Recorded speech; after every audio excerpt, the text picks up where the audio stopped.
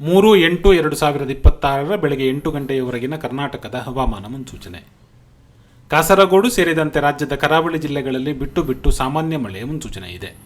ನಿನ್ನೆ ಮಧ್ಯಮ ಸ್ತರದ ಭಾರೀ ಮೋಡಗಳು ಪಶ್ಚಿಮ ಘಟ್ಟದ ಸಾಲುಗಳಲ್ಲಿ ತಡೆಯಲ್ಪಟ್ಟಿದ್ದರಿಂದ ಘಟ್ಟದ ಕೆಳಗಿನ ಪ್ರದೇಶಗಳಲ್ಲಿ ಮುನ್ಸೂಚನೆಗಿಂತ ಮೀರಿ ಅತೀ ಭಾರಿ ಮಳೆಯಾಗಿತ್ತು. ಆದರೆ ಇವತ್ತು ಆ ಪರಿಸ್ಥಿತಿ ಇಲ್ಲ. ಈಗಿನಂತೆ ಇಂದಿನಿಂದ ದಿನ ಕಳೆದಂತೆ ರಾಜ್ಯದ ಕರಾವಳಿ ಜಿಲ್ಲೆಗಳಲ್ಲಿ ಮಳೆಯ ಪ್ರಮಾಣ ಕಡಿಮೆಯಾಗುವ ಲಕ್ಷಣಗಳಿವೆ. ಆಗಸ್ಟ್ 3ರಿಂದ ತೋಟಗಳಿಗೆ ಔಷಧಿ ಸಿಂಪಡಿಸಲು ಅವಕಾಶ ಸಿಗಬಹುದು. ಆದರೆ ಪೂರ್ತಿ ಮಳೆ ಬಿಟ್ಟು ಸಿಗುವ ಸಾಧ್ಯತೆಗಳು ಇಲ್ಲ. ನಿನ್ನೆ ಕೊಡಗು ಜಿಲ್ಲೆಯ ಬಹುತೇಕ ಭಾಗಗಳಲ್ಲಿ ಹಾಗೂ ಚಿಕ್ಕಮಗಳೂರು, ಶಿವಮೊಗ್ಗ ಜಿಲ್ಲೆಗಳ ಕರಾವಳಿ ಜಿಲ್ಲೆಗಳಿಗೆ ಹೊಂದಿಕೊಂಡಿರುವ ಪ್ರದೇಶಗಳಲ್ಲಿ ಭಾರೀ ಮಳೆಯಾಗಿತ್ತು. ಇಂದು ಕೊಡಗು, ಚಿಕ್ಕಮಗಳೂರು, ಶಿವಮೊಗ್ಗ ಜಿಲ್ಲೆಗಳಲ್ಲಿ ಬಿಟ್ಟು ಬಿಟ್ಟು ಸಾಮಾನ್ಯ ಮಳೆಯ ಮುನ್ಸೂಚನೆ ಇದ್ದು, ಕರಾವಳಿ ಜಿಲ್ಲೆಗಳಿಗೆ ಹೊಂದಿಕೊಂಡಿರುವ ಪ್ರದೇಶಗಳಲ್ಲಿ ಮಳೆ ಸ್ವಲ್ಪ ಹೆಚ್ಚಿರಬಹುದು. ಹಾಸನದ ಸಕಲೇಶಪುರ ಸುತ್ತಮುತ್ತ ಸಹ ಸಾಮಾನ್ಯ ಮಳೆಯ ಮುನ್ಸೂಚನೆ ಇದೆ. ಈಗಿನಂತೆ ಇಂದಿನಿಂದ ದಿನ ಕಳೆದಂತೆ ರಾಜ್ಯದ ಮಲೆನಾಡು ಜಿಲ್ಲೆಗಳಲ್ಲಿ ಮಳೆಯ ಪ್ರಮಾಣ ಕಡಿಮೆಯಾಗುವ ಸೂಚನೆಗಳಿವೆ. ರಾಜ್ಯದ ಉತ್ತರ ಒಳನಾಡಿನ ಬೆಳಗಾವಿ, ಧಾರವಾಡ, ಹಾವೇರಿ, ಗದಗ, ಬಳ್ಳಾರಿ, ಕೊಪ್ಪಳ, ವಿಜಯಪುರ ಜಿಲ್ಲೆಗಳಲ್ಲಿ ಸಾಮಾನ್ಯ ಮಳೆಯ ಮುನ್ಸೂಚನೆ ಇದೆ. ಈಗಿನಂತೆ ರಾಜ್ಯದ ಉತ್ತರ ಒಳನಾಡು ಜಿಲ್ಲೆಗಳಲ್ಲಿ ಆಗಸ್ಟ್ 5ರ ತನಕ ಅಲ್ಲಲ್ಲಿ ಮಳೆ ಮುಂದುವರಿಯುವ ಲಕ್ಷಣಗಳಿವೆ. ರಾಜ್ಯದ ದಕ್ಷಿಣ ಒಳನಾಡಿನ ದಾವಣಗೆರೆ, ವಿಜಯನಗರ, ಕೋಲಾರ, ಚಿಕ್ಕಬಳ್ಳಾಪುರ, ಬೆಂಗಳೂರು ಉತ್ತರ ಹಾಗೂ ತುಮಕೂರು ಜಿಲ್ಲೆಗಳ ಅಲ್ಲಲ್ಲಿ ಒಂದೆರಡು ಸಾಮಾನ್ಯ ಮಳೆಯ ಮುನ್ಸೂಚನೆ ಇದೆ. ಉಳಿದ ಜಿಲ್ಲೆಗಳಲ್ಲಿ ಬಿಸಿಲು ಹಾಗೂ ಅಲ್ಲಲ್ಲಿ ಮೋಡದ ವಾತಾವರಣ ಇರಬಹುದು.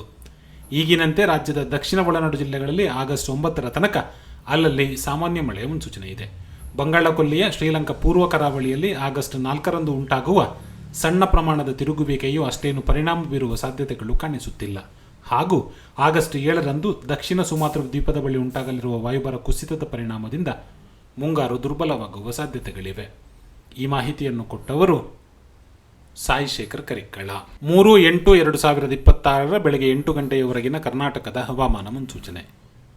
ಕಾಸರಗೋಡು ಸೇರಿದಂತೆ ರಾಜ್ಯದ ಕರಾವಳಿ ಜಿಲ್ಲೆಗಳಲ್ಲಿ ಬಿಟ್ಟು ಬಿಟ್ಟು ಸಾಮಾನ್ಯ ಮಳೆಯ ಮುನ್ಸೂಚನೆ ಇದೆ.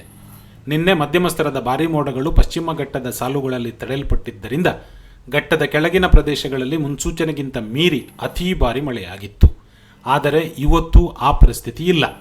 ಈಗಿನಂತೆ ಇಂದಿನಿಂದ ದಿನ ಕಳೆದಂತೆ ರಾಜ್ಯದ ಕರಾವಳಿ ಜಿಲ್ಲೆಗಳಲ್ಲಿ ಮಳೆಯ ಪ್ರಮಾಣ ಕಡಿಮೆಯಾಗುವ ಲಕ್ಷಣಗಳಿವೆ. ಆಗಸ್ಟ್ 3ರಿಂದ ತೋಟಗಳಿಗೆ ಔಷಧಿ ಸಿಂಪಡಿಸಲು ಅವಕಾಶ ಸಿಗಬಹುದು. ಆದರೆ ಪೂರ್ತಿ ಮಳೆ ಬಿಟ್ಟು ಸಿಗುವ ಸಾಧ್ಯತೆಗಳು ಇಲ್ಲ. ನಿನ್ನೆ ಕೊಡಗು ಜಿಲ್ಲೆಯ ಬಹುತೇಕ ಭಾಗಗಳಲ್ಲಿ ಹಾಗೂ ಚಿಕ್ಕಮಗಳೂರು, ಶಿವಮೊಗ್ಗ ಜಿಲ್ಲೆಗಳ ಕರಾವಳಿ ಜಿಲ್ಲೆಗಳಿಗೆ ಹೊಂದಿಕೊಂಡಿರುವ ಪ್ರದೇಶಗಳಲ್ಲಿ ಭಾರೀ ಮಳೆಯಾಗಿತ್ತು. ಇಂದು ಕೊಡಗು, ಚಿಕ್ಕಮಗಳೂರು, ಶಿವಮೊಗ್ಗ ಜಿಲ್ಲೆಗಳಲ್ಲಿ ಬಿಟ್ಟು ಬಿಟ್ಟು ಸಾಮಾನ್ಯ ಮಳೆಯ ಮುನ್ಸೂಚನೆ ಇದ್ದು, ಕರಾವಳಿ ಜಿಲ್ಲೆಗಳಿಗೆ ಹೊಂದಿಕೊಂಡಿರುವ ಪ್ರದೇಶಗಳಲ್ಲಿ ಮಳೆ ಸ್ವಲ್ಪ ಹೆಚ್ಚಿರಬಹುದು. ಹಾಸನದ ಸಕಲೇಶಪುರ ಸುತ್ತಮುತ್ತ ಸಹ ಸಾಮಾನ್ಯ ಮಳೆಯ ಮುನ್ಸೂಚನೆ ಇದೆ.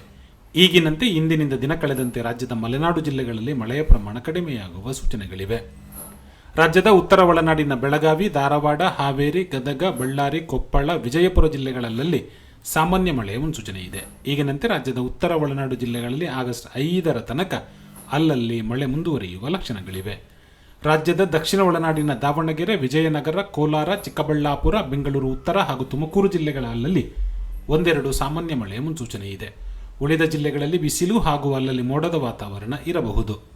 ಈಗಿನಂತೆ ರಾಜ್ಯದ ದಕ್ಷಿಣ ಒಳನಾಡು ಜಿಲ್ಲೆಗಳಲ್ಲಿ ಆಗಸ್ಟ್ 9ರ ತನಕ ಅಲ್ಲಲ್ಲಿ ಸಾಮಾನ್ಯ ಮಳೆಯ ಮುನ್ಸೂಚನೆ ಇದೆ.